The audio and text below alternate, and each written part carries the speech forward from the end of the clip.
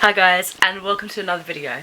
So over the last couple of months I have been going over the joyous, beautiful, wonderful journey of watching the cinematic universe of the Alien and Predator films. So going into this, it's only recently that pretty much as soon as I decided to watch the first one, I thought, well, I'm here now for the long haul, I might as well figure out how to watch all the others and stick through the franchise. So that's when I realised that there seemed to be quite a few multiple ways of different ways to watch it, and I did a little bit of research, and I don't know, I kind of went for what sounded best for what I thought would be best for my viewing experience. So I'm just going to quickly list off what I've found in terms of different ways you can watch it before getting into the synopsises of each film as I watched it, and giving you just my little thoughts and feelings. It's not going to be super duper like nodding to all the Easter eggs and all of that, because I'm probably not going to pick up on an awful lot of that, especially in just my first viewing of each of these movies, because I think for all of them it was the first time of watching them.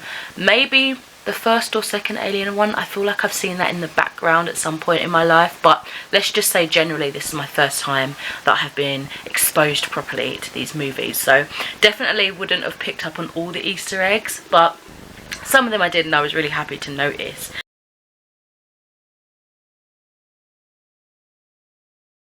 So overall, as of now, I believe there's like 12 movies within this franchise, from the Alien world and the Predator world, as well as Blade Runner, which I didn't actually know was part of that series. So one of the ways to watch it is chronological order, so the order of sequence in how these films, like the way this sort of timeline supposed to be within the movies.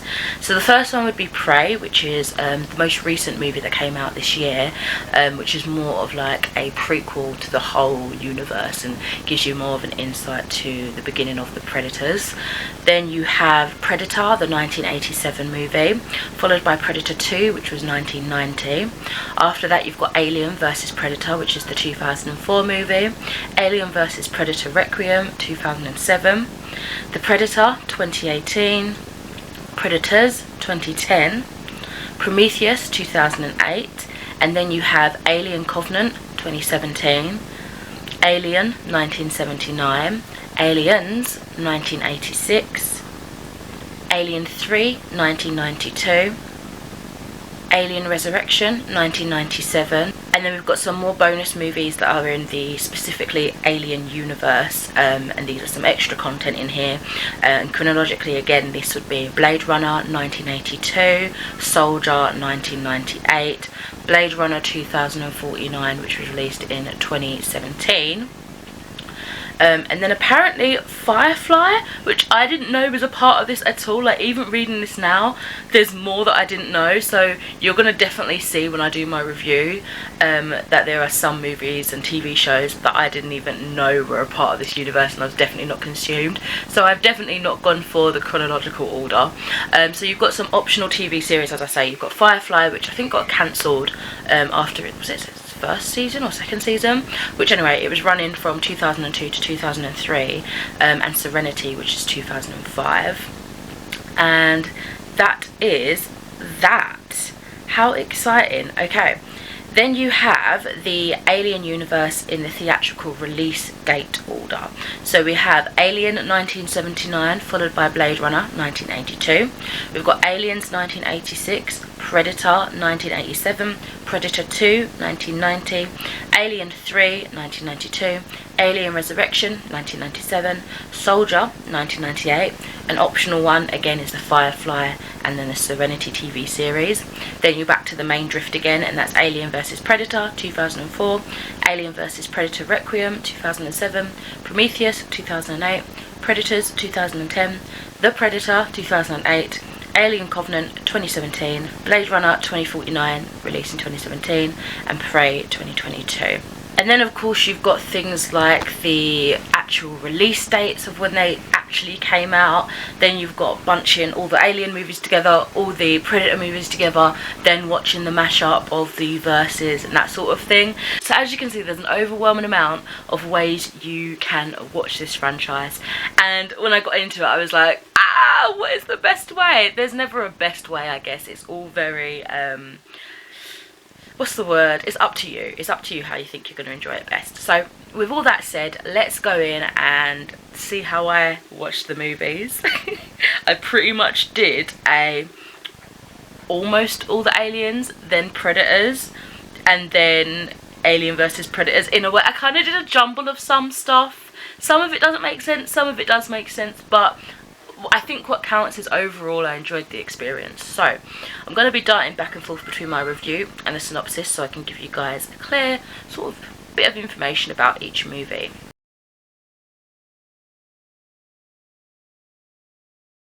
So the first movie that I ended up watching was Alien 1979. During its return to Earth, the commercial spaceship Nostromo intercepts a distress signal from a distant planet. When a 3-member team of the crew discovers a chamber containing thousands of eggs on the planet, a creature inside one of the eggs attacks an explorer. The entire crew is unaware of the impending nightmare set to descend upon them when the alien parasite planted inside its unfortunate host is birthed. So for this one, I thought it was a really strong start for the franchise, at least from where I began, and I gave that one a 4 stars. Honestly, I just thought it was such a whirlwind of emotion. The whole thing just felt awesome in scale, like epic in scale. It was a dated acting galore, but it was entertaining and horrifying and very buzzy for that time. I feel like all the buzzwords of that sci-fi horror vibe during that time, it nailed the hammer on the head for it, and I think it held up quite well all these years later. So yeah, that was enough for me to be like, you know what, I want to continue on with this franchise, at least for the Alien movies, and see what at least the sequel has in store for me. So of course, following that, I went on to Aliens 1986. This time it's war. When Ripley's life pod is found by a salvage crew over 50 years later, she finds that the terraforms are on the very planet they found the alien species. When the company sends a family of colonists out to investigate her story, all contact is lost with the planet and colonists. They enlist Ripley and the colonial marines to return and search for answers. This one for me just got so much better in the storytelling and the delivery of the plot and where the franchise was going to go, and I ended up giving it a 5-star because of that. It had me so tense throughout the whole viewing of the movie, and I'm so glad that I didn't have to keep track of that damn cat. Whenever there's an animal introduced in something that's definitely scary, my heart just races even more, because I'm like, no, where's the cat, okay, it's safe, is anything gonna happen? I just not for me. It's another trigger point for me that I just cannot keep track of, and it just brings my anxiety up to a higher level, honestly. But bloody hell, this was so scary, super immersive, again in its storytelling and how the atmosphere was building. Amazing way how they did that, and I felt like I was hit by every death scene, which is amazing, especially like with characters I wasn't necessarily fond of, cared about. I still felt the impact of their demise, which I thought was, again, excellent display of storytelling and character development for me to care so much about every individual. I loved how the story itself was fleshed out with more characters and the terraforming of the planets. It really extended the scope of this universe, and I love this one even more than the first, as you guys can probably tell. Following from that, for me personally, I jumped onto Alien 3 1992. The bitch is back. After escaping with Newt and Hicks from the alien planet, Ripley crash lands on Fiorina 161, a prison planet and host to a correctional facility. Unfortunately, although Newt and Hicks do not survive the crash, a more unwelcome visitor does. The prison does not allow weapons of any kind, and with aid being a long time away, the prisoners must simply survive in any way they can. This film, for me, dropped a couple of stars. I ended up giving it a 3 out of 5 overall. At this point, personally, I felt, and I know I'm gonna maybe offend a lot of people, remember, take this with a grain of salt. I probably don't have a lot of attachment as many people did growing up with this franchise, or people that are really into their movies and their film theory and stuff. This is just coming from a very general person. But for me at this point, I felt like they were kind of going downhill, the Alien franchise at least, as like a trilogy. It was definitely a lot of high action, a lot of thriller, suspense, everything going chaotic at once. But I found that it wasn't a lot in the way of plot, which for me, a plot character driven individual, I've really noticed the lack of that in comparison to all the high action that was happening on the screen. The whole bringing Ripley back didn't make a lot of logical sense to me. I think it was just kind of to rein in that, you know, that star element, that character that everybody loved, that heroine. And then generally, because there were so many pinpoints that I was struggling to enjoy, I just noticed even more how awful the acting felt. It was fun, but it definitely declined my enjoyment when I was so invested in how this franchise was going on. And to kind of amplify that, it was my first foray into Predator. 1987 is where I started with this part of the franchise. Soon, the hunt will begin. Dutch and his group of commandos are hired by the CIA to rescue downed airmen from the guerrillas in a Central American jungle. The mission goes well, but as they return they find that something is hunting them. Nearly invisible, it blends in with the forest, taking trophies from the bodies of its victims as it goes along. Occasionally seen through its eyes, the audience sees it as an intelligent alien hunter, hunting them for sport, killing them off one at a time. I knew this one wasn't going to be a bit of me. I gave it a 1 star. Typically when I go into movies, especially when you're comparing the Alien and the Predators, for me, I like the high sci-fi, more fantasy element that we can see a lot more in the Alien movies. Predator for me felt a bit too much adventure action, and that's not typically the genre I go to in anything. So I went in with this, admittedly, with a negative approach. I thought, I'm not going to enjoy this one. I was originally going to completely rule out all the Predator movies and skip them because I thought I'm not going to like it. It's all like guns blazing and all that. It's just not mine, just loud, shouty, all that stuff. And this one almost solidified that opinion for me, so I'm glad I continued on, because when I got to Predator 2 I enjoyed it a little bit more. So Predator 2, 1990. Silent, invisible, invincible, he's in town with a few days to kill. 10 years after a band of mercenaries first battled a vicious alien, the invisible creature from another world has returned to Earth, and this time it's drawn to the gang-ruled and ravaged city of Los Angeles. When it starts murdering drug dealers, Detective Lieutenant Mike Harrigan and his police force set out to capture the creature, ignoring warnings from a mysterious government agent to stay away. This one, as you can see from my rating of 3 stars, I got so much more invested in this, and I was almost reluctant to admit that I enjoyed this way more than I was expecting to, especially when the first movie out of the Predator franchise really solidified my idea of not being a part of this action gun movie franchise genre.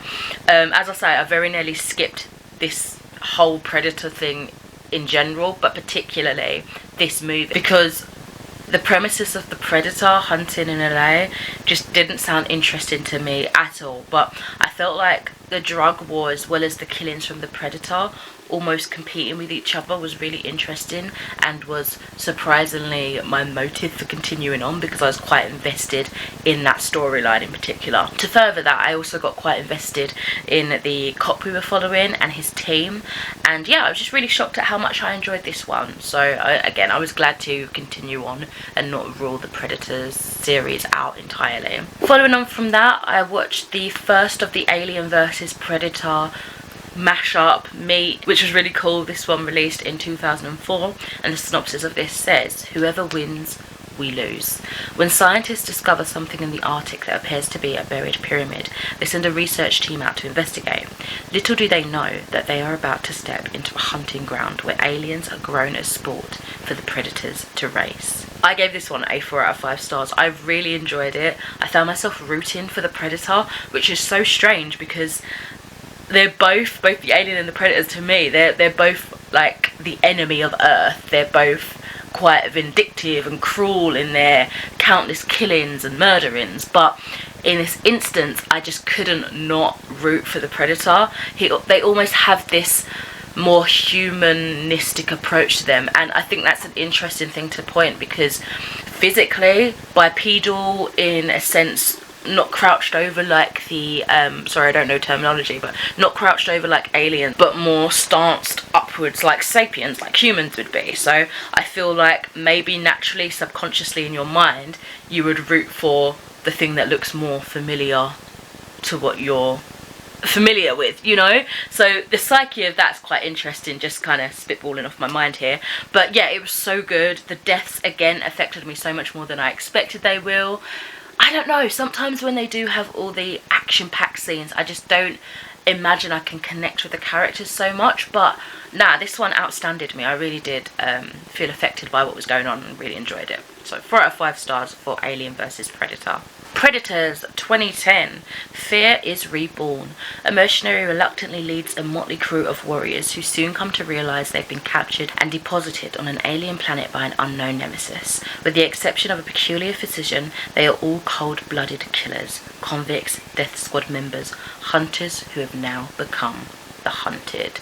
Another 4 out of 5 stars for me on this one. I thought it was awesome. This is definitely one that my other half has had on in the background, and I've like clicked in and watched little bits of it here and there whilst I was doing other things in the same room. And for a while I was like, are you sure I've not seen this? Because the main guy, whose name I've forgotten, what's his name, let's see, Royce, played by Adrian Brody, I recognised his face in this particular instance with all the jungle in the background, all that, and then I remembered, oh, you've watched this multiple times and I have been in the room and around, so I was a little bit more clued in to like little bits here and there, and like again subconsciously was more like keen to pick up the actual storyline because it piqued my interest when I wasn't paying attention previous times. So now I was like, oh, I'm sitting down to watch it, I'm actually intrigued. But yeah, it really did feel like survival of the fittest in this plot, and I was enthralled by the new threat to the humans and the OG predators alike. So that included a nice interesting dynamic between like the predators and the humans once again kind of joining forces in a way, and again adding to that almost humanity feeling to the predators, that almost bit of likeness that you can relate more to them, even against their own subspecies of these beefier, better built versions of predators, you know. So that was really interesting to see, and yeah, I enjoyed that one. After that, I decided to go in and watch Alien vs Predator Requiem, 2007 release.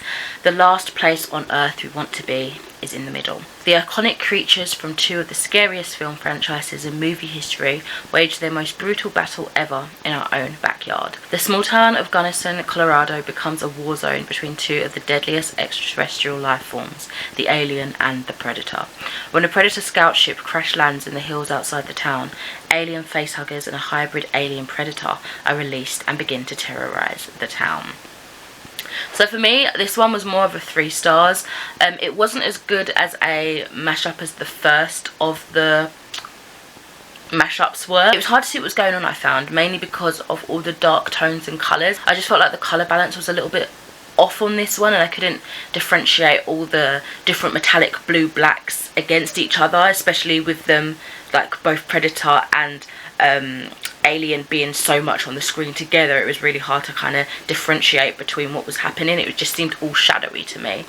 That's more of like a stylistic visual thing that I would say. I also didn't care much for any of the characters that we followed along in this storyline. You know, a lot of the other movies I've mentioned how I was quite pleasantly surprised at how much I could connect with the characters and how much I was affected by individuals' deaths and things like that. But this time I noticed quite a general lack in personalisation, and again that's probably going to be reflected in the rating. Usually, again, I'd even feel some sort of connection to the Predator, which is almost always the one that I'd root for out of Alien and Predator, and sometimes even the humans, but that was also void, unfortunately. So I'm not too sure what went wrong here for me. There was just some things I found to be lacking that are quite necessary for my enjoyment, I would say. Following from that, I watched The Predator, 2018 release. The Hunt Has Evolved. When a kid accidentally triggers the universe's most lethal hunters return to the Earth, only a ragtag crew of ex-soldiers and a disgruntled female scientist can prevent the end of the human race. 3.5 stars for this one from me.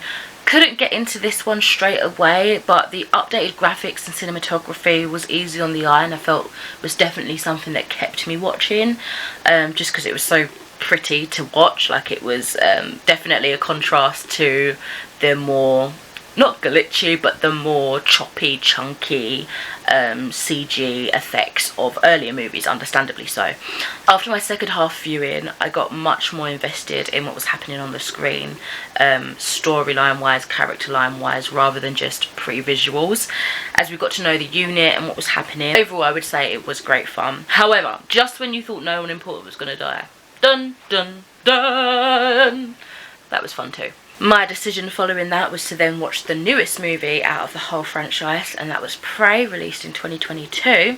They hunt to live, it lives to hunt. On the Great Plains in 1719, Naru, a fierce and highly skilled Comanche warrior, sets out to protect her people when an unknown danger threatens them. But the prey she's stalking turns out to be a highly evolved alien predator with a technically advanced arsenal. 5 out of 5 stars. I felt like this one absolutely blew everything out of the water. It was a Predator film that actually made me feel emotional. When I say emotional, I mean crying, like teary-eyed, like heartbroken. And I know I say that I've been affected by deaths, and I've repeated that quite a few times, but this one actually got into my soul, into my fibers of my being, of my makeup, everything like that. It was amazing. I loved the root of the story, and that Naru really carried the story arc of her character fantastically. The actress Amber Midthunder I've only ever seen in one other thing, and that was Legion, which is kind of like an X-Men sort of what if show, which for me is a bit of a strange viewing, and I'm kind of on a love-hate relationship with it, so that's kind of the only thing I've had to base her acting on, and I don't really like her in that one. But this was exceptional, and yeah, I thought it was amazing. The rich history and the relationship the characters had with each other, and you know, even down to the things like what they expected females and males to do their part in society, and how Naru was trying to defy that and do what she wanted to do for her as a human being, outside of gender stereotypes, but also trying to pay respect to, you know, her ancestors and the lay of the land and their heritage and all of that. I just thought this was a stunning film. So yeah, it created such an awesome prequel history to the origin of the Predator films. I thought it was amazing, so yeah, I really enjoyed that one. And then lastly for me, as I say, reading from the lists earlier on in the beginning of this video, there are a few films that I haven't watched, but again, lastly for me, I watched Prometheus, the 2012 release. The search for our beginning can lead to our end. This is one that I was actually really super excited for. I kept saying, can we watch Prometheus next? Can we watch Prometheus next? It just fascinated me. A team of explorers discover a clue to the origins of mankind on Earth, leading them on a journey to the darkest corners of the universe. There, they must fight a terrifying battle to save the future of the human race. This one I ended up giving a 4 out of 5 stars. Can we just take a moment to say that Prometheus looks like handsome Squidward? I'm sure it's been said before, but as soon as I saw his face properly, I was like, handsome Squidward, that you? What are you doing here? Get back over to SpongeBob, yo. Anyway, that all aside, this movie was great. I was so intrigued by the engineers ever since the kind of glimpse of them in that first, I think it was the first Alien movie, where you just see like their dead body. I wanted to know more about the engineers, more about the origins of it all. I love things like that. I love myths and legends and just all of that, and you know, Prometheus being Greek mythology and all of that, so I wanted to see how that was explained within this universe and see if that had any connections. And yeah, I was so excited to get to this one, so I was really happy to actually watch it and really enjoy it, especially when you consider like how a whole universe now has to, like a cinematic universe, a novel, anything like that, now has to create their own kind of gods and mythos and build on that. And what they did here was really unique, and almost the end result of that is something that I could imagine to be quite believable. So yeah, I thought it was handled really interestingly. I honestly thought it was a fascinating origin to the makers of Man and Others. So yeah, I thought for now this was a fantastic way to end my viewing of the Alien and Predator universe franchise. I am looking forward to jump back onto the bandwagon with the other movies that I missed out on my original viewing of the movies. So yes, that is it for this video. Very, very rambly. Let me know what order you watched the franchise in when you first watched it, if you've watched it in different ways. If you have you noticed different Easter eggs or picked apart different things more so by viewing it in a particular order? Does it say Satan's name if you play it backwards, if you know what I mean? But for now, that is it for this video. Thank you so much for watching. I shall catch you in the next one soon. Bye!